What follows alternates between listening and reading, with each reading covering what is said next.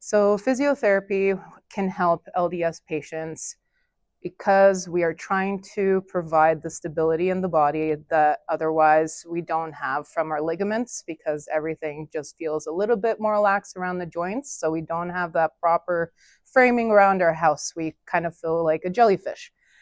So ultimately, we want to build the strength of the stabilizing muscles that will be hugging your joints and providing that stability, but also the overall strength that we want to work as a very, very effective, bigger team, as opposed to burning out that one teeny tiny team member.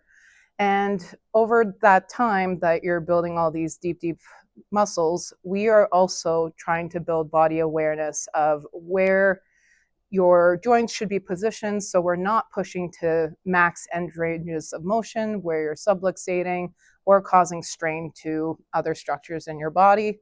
So ultimately, we want to make you stronger by including more of the muscles in your body that have already existed, and really, really just making you aware for your regular boring tasks of the day, aka walking, picking up your grocery bag, and really making sure that you are not overcompensating, and then you are going to reduce hopefully the pain that comes along with overexerting certain muscles.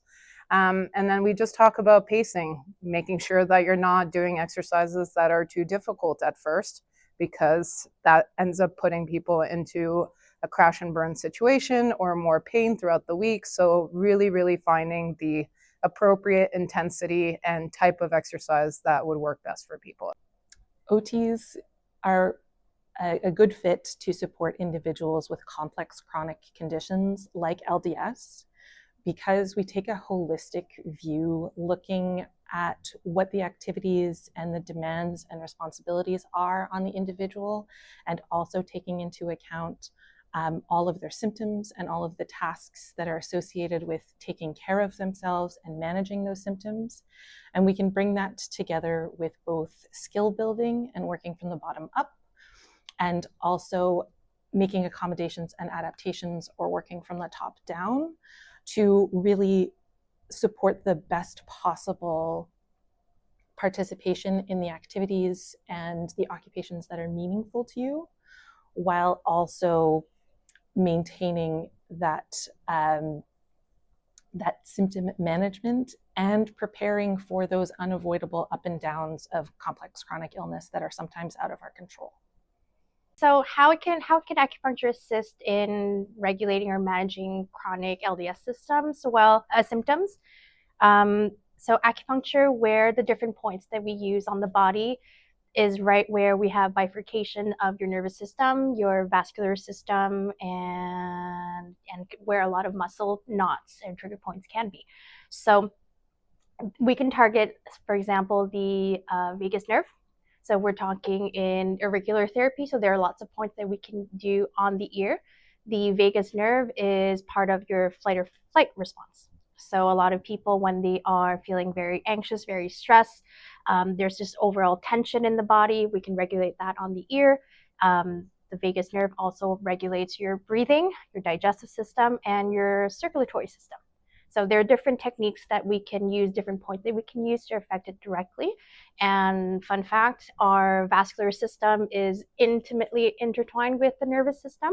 So we have the sympathetic, we have the also the autonomic nervous system. So the autonomic nervous system, this is something that we don't control necessarily. This is something that happens normally. And the autonomous nervous system, what that does in your vascular system is it helps with the constriction and the vasodilation. Acupuncture, I cannot make new proteins. I cannot regulate your genetics.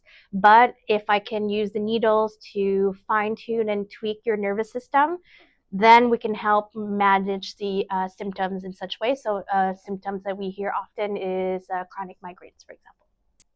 Massage therapy and osteopathy could be really helpful with people with LDS and on the hypermobility spectrum, especially to help with regulating, soothing the nervous system, which is usually very hyperactive with people with chronic pain and those conditions. We use usually the approach that's the most used is the cranial sacral approach because it has a really soft touch. It doesn't overwhelm the body. And it works following the rhythm, the natural rhythm of the body at the moment that we are in the session. We also add the visceral approach to that, which works more with fascia therapy, so it helps create a better movement compensation, better movement activation, and also help with digestive issues, vascular issues, and just overall relaxation.